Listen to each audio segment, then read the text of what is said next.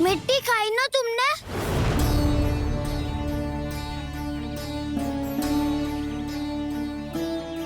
मिट्टी? तू तो मिट्टी को ही माखन समझ के खा ना। इतनी भूख लगी थी तो किसी के यहाँ जाके माखन खा लेता। बलराम, ध्यान रखियो कि जे फिर से मिट्टी ना खाए। यदि तूने फिर से मिट्टी खाई ना तो तेरे दाऊ मुझे सब बता देंगे। चल छोटी माँ के पास। बलराम, कहाँ की चुगली करेगा तू? बस कोई बीच में नहीं बोलेगा आज। कोई बीच में नहीं बोलेगा आज। चल कान्हा।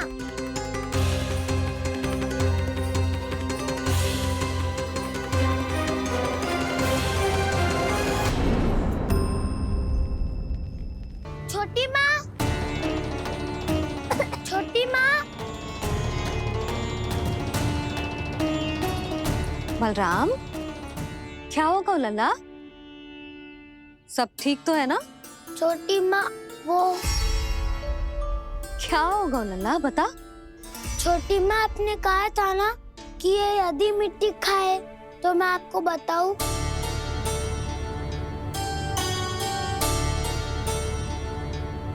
कान्हा, जे मैं क्या सुन रही हूँ?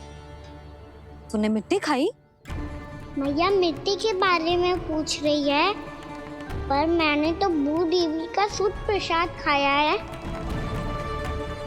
मैं कछु पूछ रही हूँ लल्ला, उत्तर दे। तूने मिट्टी खाई है कि ना? तो क्या मैं असत्य बोल रहा हूँ? मैंने स्वयं देखा है छोटी माँ कि अकेले बैठकर मिट्टी खा रहा था। आप सबसे पूछिए, इन्होंने भी देखा था। वाह, सूख के सखाओ ने 2 कांटे ही साथ छोड़ दियो। मुझे तुझसे सच सुनना है कान्हा। बता, तूने मिट्टी खाई है कि ना? झूठ बोल रहा है? सच्ची सच्ची बता, खाई है? ना भैया, मैंने मिट्टी ना खाई।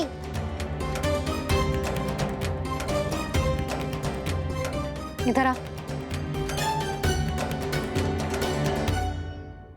तो फिर मुंह खोल के दिखा दे अपनी मैया को।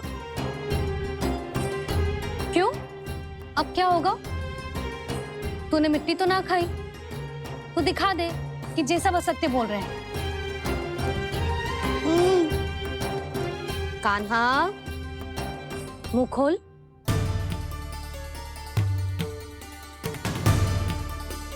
मुंह खोल लल्ला, मुंह खोल के दिखा। दिखा मैया को। आ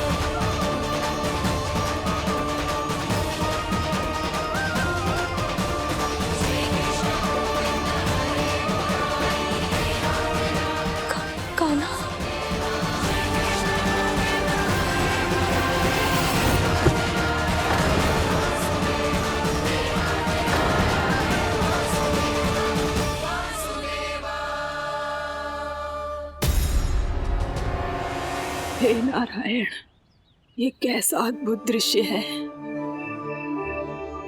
कान्हा के मुंह में संपूर्ण ब्रह्मांड, पर इसका अर्थ क्या है? नारायण की इच्छा क्या है? क्यों दिखाया उन्होंने मुझे ये सब? क्या बताना चाहते हैं मुझे वो ये सब? कुछ ना कुछ कारण तो अवश्य है। लगता है मुझे मेरे इन प्रश्नों का उत्तर मेरे कान्हा के पास जाके ही मिलेगा।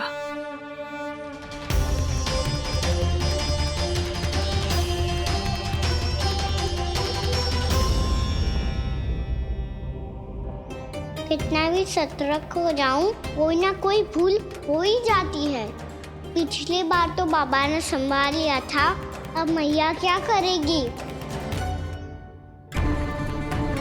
छोटी माँ, कान्हा क्या हो गया इधर?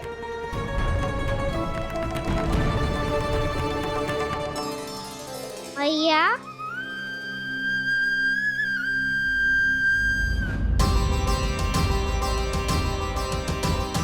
उठ जाओ ना मैया।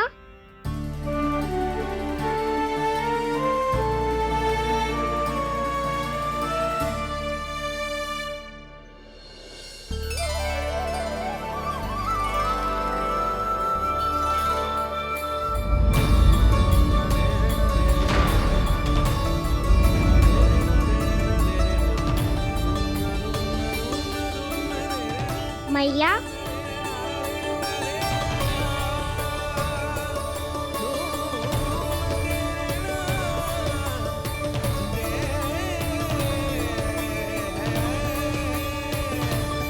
कान्हा, कान्हा, लल्ला, मैया क्या होगा आपको? आप ठीक तो हो? कान्हा मुंह खोल के दिखा, दिखा मैया को।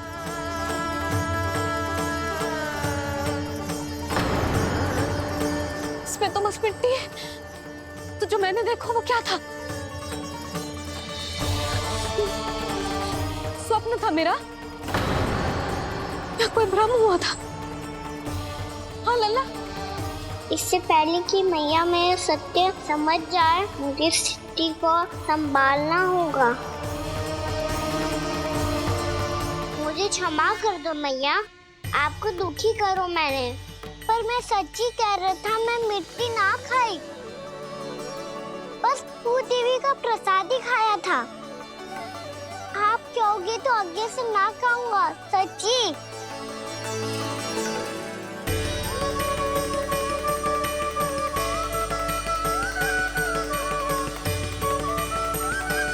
बस बस लल्ला, बस। इसमें विशेष शक्ति ना हो सकती। ये तो इतना भोला है कि मिट्टी को भूदेवी का प्रसाद समझ के खा गया। मुझे क्षमा कर दो मैया। ये दूसरी बार हुआ है मेरे साथ। क्या मैं बावली हो गई हूँ?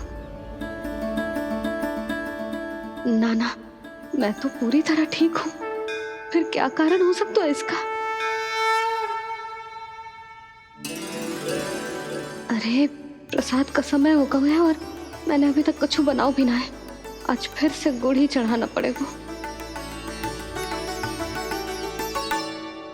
मैं आए दिन भोग में गुड़ चढ़ा रही हूँ, अवश्य इसीलिए मिट्टी को गुड़ का प्रसाद समझकर खा गो मेरा कान्हा।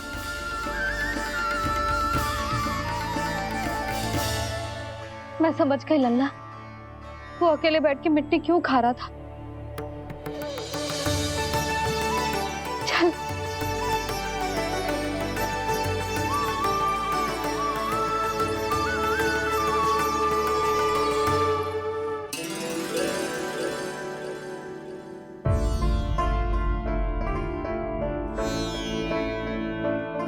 मुझे क्षमा कर दो प्रभु। अपनी ममता में लल्ला की आवश्यकता को सबसे अधिक महत्व दे रही थी मैं। इसी कारण से आपकी भक्ति में भूल चूक हो गई। पर आप तो साक्षी हो, मेरे मन के भीतर आपकी श्रद्धा और भक्ति में कछु कमी ना है। पर हाँ, कर्म कांड और विधि विधान में ऊंच नीच है तो अनुचित ही। पर आज जो मैंने देखो है ना, उसने मुझे मेरी भूल का आभास करा दिया है नारायण। मैया चुपचाप हाथ जोड़ करके पूजा कर। सर क्या देख रहे हैं ना, ताकि नारायण तुझे सद्बुद्धि दे। इस सृष्टि में जो भी होता है ना लल्ला, सब इन्हीं की इच्छा से होता है, और हम बार बार अपनी अज्ञानता के कारण इनके विधान पर प्रश्न उठाने लगते हैं। हम ये भी ना सोचते कि प्रभु की लीला पर संदेह करने का अधिकार ना है हमें। समस्या चाहे कितनी भी बड़ी क्यों ना हो, सही समय पर नारायण सही मार्ग दिखा ही देते हैं, जैसे आज उन्होंने मुझे दिखाओ है। आज आपने मेरी आंखें खोल दी नारायण। पति, संतान, परिवार सब महत्वपूर्ण होते हैं, पर आपकी भक्ति भी उतनी महत्वपूर्ण होती है। अब से इस बात का पूरा ध्यान रखूंगी मैं। सच्ची निष्ठा और भक्ति से आपकी पूजा करूंगी, भोग, अनुष्ठान और सेवा करूंगी।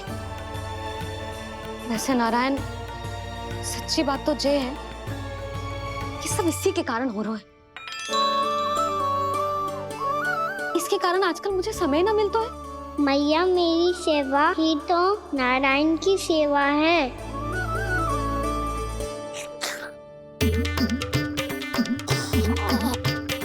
मुस्कुरा क्यों रहे रे? हाथ जोड़ प्रार्थना कर कि नारायण तुझे भी सही समय पर सही मार्ग दिखाएं, ताकि तुझे मिट्टी वाली भूल दोबारा ना दोहराए। हाथ जोड़। आपको मुझे भी सही मार्ग दिखाना होगा प्रभु। एक और मेरी प्रजा है तो दूसरी ओर मेरा लल्ला। मैं किसका हित साधूं? किसी एक का त्याग कैसे कर दूं मैं?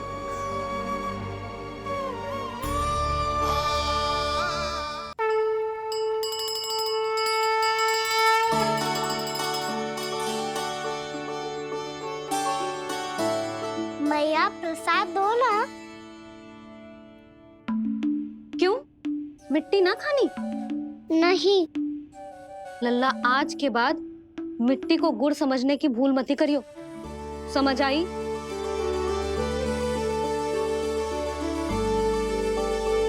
जा अब विश्राम कर।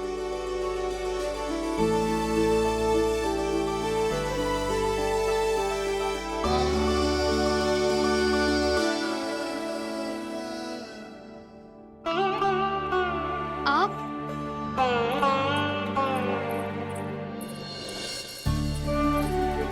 लो जी, मुझे ना आपसे बहुत महत्वपूर्ण बात करनी है। मेरे साथ आओ, चलो। बहुत आवश्यक बात करनी है। बैठो, बैठो जी। सुनो जी, आप विश्वास ना करोगे आज मेरे साथ क्या हुआ है। पर पहले ये बताओ, आप मेरा उपहास ना उड़ाओगे ना, पिछली बार के जैसे?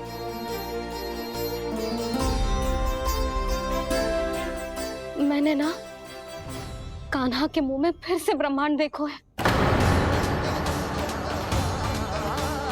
आप ऐसे क्या देख रहे हो? सच्ची में देखो है। और इतना ही ना, मैंने तो ये भी देखो कि श्री नारायण गोकुल में हर स्थान पे है। जहां देखो वही नारायण। ये तो इसी बात का संकेत है यशोदा के आज गोकुल वासियों को नारायण के आशीर्वाद और सहायता की आवश्यकता है। इसका क्या अर्थ है? और आप इतनी चिंता में क्यों लग रहे हो? उस व्यापारी ने हमारे गोकुल वासियों के साथ छल किया है यशोदा। जानबूझकर उसने सभी को लोभ के जाल में फंसायो, और ये सब उसने किया है किसी और के लिए। किसके लिए?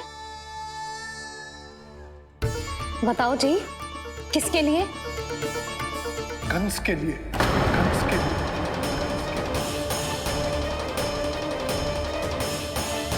उसे कंस नहीं भेजा था यहाँ।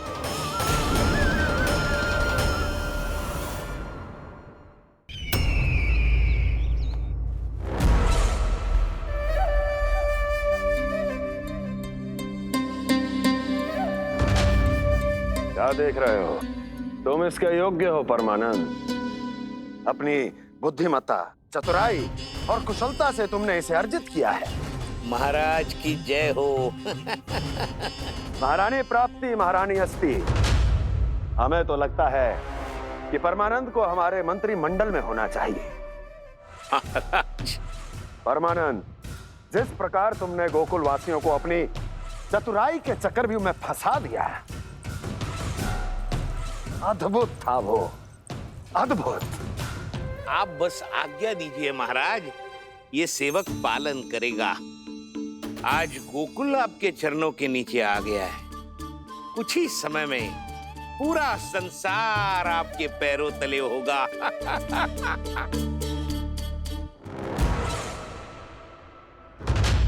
आपको सच में लगता है महाराज कि गोकुल वासी अपने वचन का पालन करेंगे और जीवन भर अपना दूध, दही, घी और माखन हमें निःशुल्क देते रहेंगे? भोले हैं वो, भक्त हैं, और यही उनकी सबसे बड़ी दुर्बलता है। और यही दुर्बलता उन्हें विवश कर देगी। और उससे भी आनंद की बात है ये कि उनका राजा नंद अपनी प्रजा को जीवन भर कष्ट सहते देख नहीं पाएगा और दौड़ता हुआ, भागता हुआ यहाँ आएगा मेरे चरणों में, अपने उस पुत्र के साथ। पर वो तो महाराजा है ना, उसे कुछ कमी है क्या? फिर हमारे भोले भाले गोकुल वासियों को क्यों फंसा रहे हैं जी? ना ना, बात कछु और है। सच्ची सच्ची बताओ, क्या चाहता है वो? कहीं बाबा ये ना बता दे कि कंस मामा ने यह सारा छल मुझे मथुरा बुलाने के लिए रचा है। मैया की ममता भय में बदल जाएगी। ऊपर से देखो तो बस दूध, दही, माखन का छोटा सा छल है, पर इसके पीछे कोई बहुत बड़ा षड्यंत्र छुपा है इसका। आप जानते हो ना क्या है? मुझे ना बताओगे? बताओ बताओ जी। यशोदा, वो चाह तो है कि मैं दरबार में जाऊं और साथ ले जाऊं। साथ ले जाओ? बाबा क्या कर रहे हो, संभालो। किसे साथ ले जाऊं? गांव वालों की दया की पुकार को, उनकी सहायता की गुहार को। उसने कहलवाई है कि मैं हाथ जोड़कर उसके सामने विनती करूं, तभी वो गांव वालों को निःशुल्क उत्पाद देने की व्यवस्था से मुक्त करेगा। अब मुझे समझ ना आ रहा कि मैं क्या करूं। जब हमें कछु समझ में ना आए ना, तो सारी चिंता श्री नारायण पर छोड़ देनी चाहिए जी। तुम सत्य कह रही हो यशोदा, सारी चिंता नारायण पर ही छोड़ देनी चाहिए। अब वही मार्ग दिखाएंगे। जी, सारी गोपियों पर तो बड़ा संकट आ गया जी। अब तो इनका मन भी करेगा तो हिचक के बारे मेरे पास ना आएंगी।